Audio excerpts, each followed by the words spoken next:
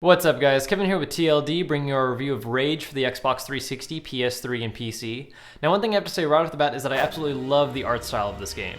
It's the right balance of sort of a detailed post-apocalyptic world while at the same time having that inked comic book style, which gives it really stylized action scenes. Not only is the art style good, but it's also very smooth. One of the smoothest looking games I've actually seen on a console at least. The only problem is that it occasionally has texture popping issues. It's normally fast enough to not really be an issue on the 360, but it is noticeable at times. On top of the graphics, the game also hosts a great soundtrack. It's a good balance of sort of Western acoustic style to give you that kind of frontier feeling, but also makes use of wind instruments to make more foreboding feeling for a lot of the ruin areas. We're exploring areas that are just devoid of all human life. Now, as far as gameplay is concerned, it's a first-person shooter that features some light, non-linear RPG elements. Basically what happens is you accept quests that not only move forward the main storyline, but also side quests that can get you things like upgrades for your weapons, upgrades to vehicles, or even schematics for special items such as potions that increase your max health. Now the game does make use of a more or less open world, not a terribly interesting one. It's mostly just a simple layout that allows you to travel to and from different dungeons,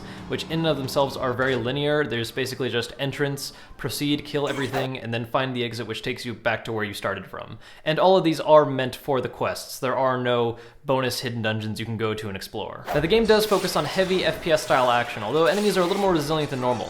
For instance, a headshot is not a one-hit kill unless, for instance, the enemy is not wearing a helmet and you use something really powerful like a sniper rifle. Most of the time, something like a pistol or even a shotgun can take multiple blasts, depending on the enemy at least. Players are able to make use of a large number of different weapons, varying from pistols to shotguns, sniper rifles, assault rifles, and even a crossbow. One of the most important elements of these, however, isn't the different weapons, but also the different ammo types for each weapon. Some of them can simply be things like increased damage, better penetration against heavily armored enemies, and others can be more special. For instance, the shotgun has pop shots that actually act like a mini rocket launcher, whereas the crossbow has things like electric bolts which can electrify several enemies in an area, or even mind-controlling bolts that can have an enemy wander towards his allies and explode. Now, alongside these weapons, players are also able to make use of a number of different quick-use items. These vary from defensive items like bandages to heal yourself, and more offensive things like grenades to throw, wing sticks to decapitate enemies, or RC cars that you can control and have explode. Players can not only buy these items and special ammunition types, but can also craft them by using different items that they find while adventuring through the wilderness or just in enemy bases. So if you're running low on a particular ammo type, you can end up restocking it by making use of ingredients that you've been saving up. Now the game does technically feature armor, although it's actually a one-time decision. Basically you pick which one of a couple outfits you want to use, each has their own little special benefit, and then later on you can purchase upgrades which makes them look beefier and ups your defense. So it's not like something where you can find different armor and change it out and wear what you want to wear. It's really just a one-time decision early on, and you gain some kind of permanent benefit. For instance, discounts on items or improved weapon crafting. Now most of the enemies you encounter in the game fall into one of two major categories: humanoids and mutants. Humanoids tend to be more heavily armored, they make use of ranged weapons, and will usually be making use of cover. So a lot of times you have to kind of peek, shoot out, aim for headshots, that kind of thing. Mutants are much less strategic. They tend to just bum rush you in vast numbers. They're a little more resilient to shots, but that's because they're just going to run straight at you and they're really open to attack. Alongside the FPS elements of the game, there's also a heavy emphasis on vehicles, which serve two main purposes.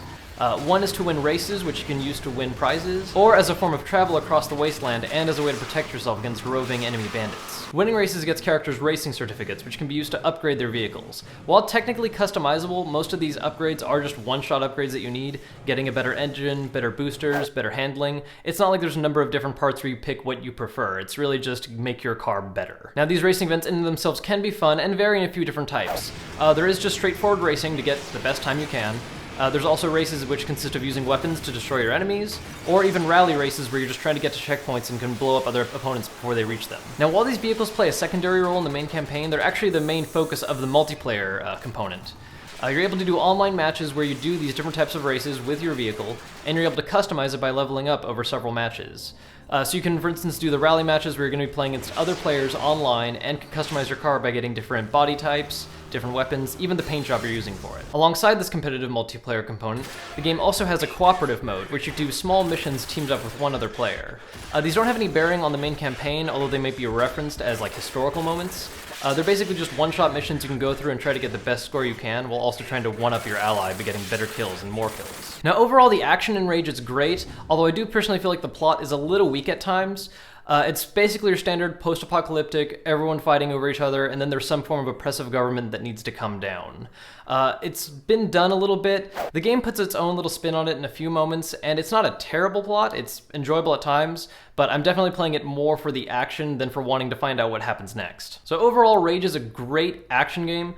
I definitely enjoyed it most for its campaign mode. While multiplayer is interesting, I wasn't a huge fan of the vehicles, and while the co-op is great, it's really just good for doing a few one-shot missions, and then if you want to get the highest score you can keep doing them, or you just complete all of them and call it a day. Otherwise, the campaign was really enjoyable, great to play through, loved the art style. Definitely worth picking up if you're looking for an FPS game that deviates from the current trend of lots and lots and lots of army war action games set in modern times. That's our review of Rage for the Xbox 360, PS3, and PC. I'm Kevin for TLD. Thanks for watching.